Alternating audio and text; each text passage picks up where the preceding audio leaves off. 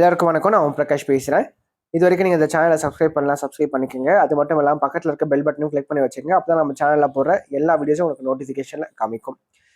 மேலும் ஜோதிடம் சார்ந்த ஏதாவது கேள்விகள் இருந்தாலும் அல்லது உங்கள் சுய ஜாதகத்தை பற்றி ஏதாவது கேள்விகள் இருந்தாலும் நீங்கள் கீழே கமெண்ட் பாக்ஸில் உங்களோட பிறந்த தேதி, பிறந்த நேரம், பிறந்த இடம் குறிப்பிட்டு உங்கள் கேள்விகளை நீங்கள் கேட்கலாம்.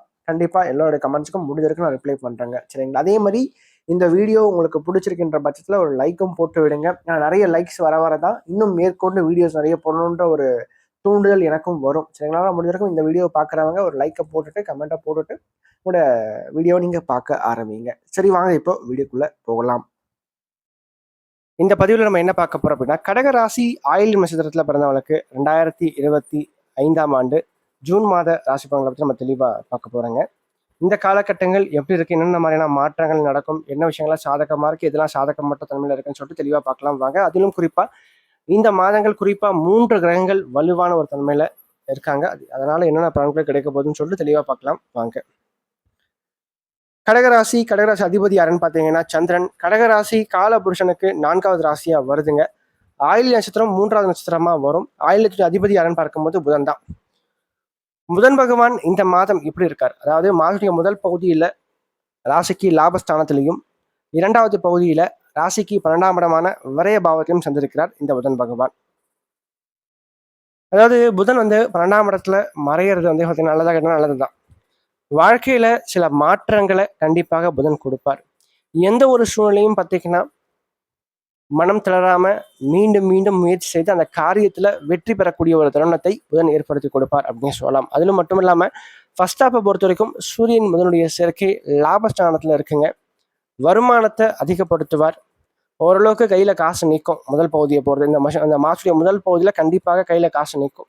ஆனா 2வது பகுதியில கண்டிப்பாக இருக்கிற காசு எல்லாமே செலவாகும், விரயமாகும். ஆனா நல்ல விஷயத்துக்காக செலவு செய்வீங்க, சுப காரியங்களுக்காக செலவு செய்வீங்க. அது மட்டும் இல்லாம குரு பகவான் ராசிக்கு 8ஆம் இடத்தை பார்வை செய்கிறார். பொதுவா 8ஆம் இடத்தை குரு பகவான் பார்க்கும்போது 8ல ராகு இருக்கார்.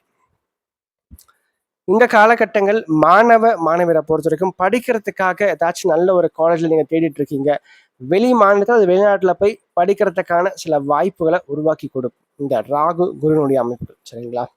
அது மட்டும் இல்லாம எதிர்பாராத வகையில ஒரு அதிர்ஷ்டத்தையும் எதிர்பாராத வகையில ஒரு மாற்றத்தையும் நடக்கும். அதாவது எல்லாமே சடனா நடக்கும். இதுவுமே பாத்தீங்கன்னா நீங்க யோசிக்காத வகையில, நீங்க எதிர்பார்க்காத வகையில சில நல்ல விஷயங்கள் வாழ்க்கையில நடக்கும். சரிங்களா? ஒரு விஷயம் நடக்கவே போறது நினைச்சிட்டு இருப்பீங்க, ஆனா அந்த விஷயம் நடக்கும். ஸோ அப்படிப்பட்ட வகையில திடீர்னு ஒரு விஷயம், திடீர்னு ஒரு காரியமானது உங்களுக்கு இந்த காலகட்டங்களில் கைகூடும், நடக்கும். எட்டாத கனியையும் எட்டி பிடிக்கின்ற ஒரு காலகட்டமா இந்த காலகட்டம் இருக்கும். அது மட்டும் இல்லாம சுக்கிரன் 10ஆம் இடத்துல உட்காந்துனால படித்து முடித்த உடனே இப்போ நீங்க இப்பதான் எக்ஸாம் எழுதி கிளியர் பண்ணிட்டீங்க, படிச்சு முடிச்சிட்டீங்க, நெக்ஸ்ட் வேலைக்கு போகலான்னு சொல்லிட்டு ட்ரை பண்றதுக்காக முயற்சிகள் எடுக்க போறீங்க, ஒரு ஸ்டெப் எடுக்க போறீங்கன்னா டக்குன்னு நல்ல ஒரு வேலை கிடைச்சிடும். ஏன்னா சுக்கிரன் 10ல இருக்கார், லாபாதிபதி 10ல உட்காந்துருக்கும் போது கண்டிப்பாக நல்ல ஒரு உத்தியோகம், நல்ல ஒரு வருமானத்தையும் உண்டு பண்ணி கொடுப்பார். ஆனா பிறந்த இடத்தை விட்டு தூரம் தள்ளி போய் வேலை செய்கின்ற ஒரு தன்மையை இது கொடுப்பார் அப்படின்னு சொல்லலாம். அதே மாதிரி வேலை ரீதியாக ஒரு மாற்றங்கள் நீங்க ஏதாச்சும் செய்யற மாதிரி இருக்கீங்கன்னா இந்த காலகட்டங்களில் செய்யறது சிறப்பா இருக்கும். வேலை மாற்றத்துக்கு நல்ல ஒரு உகந்த ஒரு காலகட்டமாக தான் இந்த ஜூன் மாதம் இருக்கு உங்களை பொறுத்த வரைக்கும் அப்படின்னு சொல்லலாம். அது மட்டும் இல்லாம வாழ்க்கையில சில முக்கியமான விஷயங்கள், சில முக்கியமான நல்லதொரு காரியத்துக்காக, நல்லதொரு விஷயத்துக்காக செலவு செய்வீங்க. சரிங்களா? அதே மாதிரி சொந்தமா வீடு கட்டுறதுக்கான ஒரு முயற்சிகள் எடுக்கிறீங்க, அல்லது ஏதாச்சும் ஒரு லேண்ட் இருக்கு, ஒரு அசட் இருக்கு, ரொம்ப நாளா விற்காம இருக்கு, விற்க முடியாம இருக்கு அப்படின்றவங்களுக்கு இந்த டைம்ல நீங்க விற்கிறதுக்காக முயற்சி பண்ணும்போது கண்டிப்பாக அந்த காரியம் கைகூடும். அந்த அசட்டை விற்று முடிக்க முடியும். 2வது, இந்த டைம்ல பாத்தீங்கன்னா உங்களோட நாலேஜும் உங்களோட அறிவும் உங்களோட திறமையும் பாத்தீங்கன்னா உங்களை விட மற்றவங்களுக்கு தான் அதிகமாக பயன்படும். மற்றவங்களுக்காகவே ஓடிட்டு இருக்க போறீங்க, மற்றவங்களுக்காகவே உழைச்சி கொட்ட போறீங்க கடகராசிக்காரங்க, ஆயில்ய நட்சத்திரத்துல பிறந்தவங்க. ஏன்னா புதன் இந்த மாதம் முழுக்க செகண்ட் ஹாஃப்ல பாத்தீங்கன்னா ஆல்மோஸ்ட் அந்த அதாவது மே மாதம் ஜூன் மாதமும் பாத்தீங்கன்னா புதனுடைய நிலை சிறப்பா இல்லை. இந்த ஜூன் கடைசி வாரம் வரைக்குமே பாத்தீங்கன்னா அவர் 12ஆம் இடத்துலயும் ராசிக்குள்ளேயும் மாறி மாறி வரப்போறார். சரிங்களா? அப்படி இருக்கும்போது புதன் கொஞ்சம் பலவீனமா இருக்கிறதுனால இந்த காலகட்டங்கள் கொஞ்சம் செலவுகளை கொடுக்கும், விரயங்களை கொடுக்கும். அறிவும் திறமையும் மற்றவங்களுக்கு அதிகமா பயன்பட போகுது. மற்றவங்களுக்காக நீங்க அதிகமா ஓட போறீங்க, உழைக்க போறீங்க, சம்பாரிச்சு கொடுக்கவும் போறீங்க. சரிங்களா? உங்களுடைய தேவையை நீங்க பாருங்க. ஃபர்ஸ்ட் உங்களோட சந்தோஷத்தை நீங்க பாருங்க, அதன் பிறகு மற்றவங்களை நோக்குங்க. சரிங்களா? ஏன்னா ஆயில்யம் அஷ்டம சனி முடிந்த பிறகும் கூட இன்னும் வந்து கொஞ்சம் ஒரு சில தாக்கங்கள் வாழ்க்கையில இருக்கத்தான் செய்யுது. குறிப்பா குடும்ப வாழ்க்கையிலும் சரி, வேலை ரீதியாகவும் சரி, ஒரு அலைச்சல், ஒரு பிரச்சனை, ஒரு சிக்கல்கள் கண்டிப்பாக இருந்து தான் இருக்குங்க இந்த காலகட்டங்கள்ல. சரிங்களா? ஆனா மெல்ல மெல்ல கண்டிப்பாக மாறும். அதே மாதிரி ஆயிலத்துல பிறந்தவங்க ராசிக்கு 2ல கேது செவ்வாயினுடைய ஆதிக்கங்கள் இருக்குங்க. கொஞ்சம் பேச்சுல கொஞ்சம் கனிவு தேவை, மென்மை தேவை. எடுத்தோம் கவுத்தோன்னு பேசாதீங்க. இந்த டைம்ல வந்து பாத்தீங்கன்னா நீங்க பேசுற வார்த்தைகள் அந்த அளவுக்கு சிறப்பாக இருக்காது. வார்த்தைகளாலதான் பிரச்சனைகள் வரும். அதே மாதிரி குடும்ப வாழ்க்கையில வந்து பாத்தீங்கன்னா கொஞ்சம் அன்பு அன்னுன்யம் சார்ந்த விஷயங்களை கொஞ்சம் அதிக முக்கியத்துவம் கொடுங்க.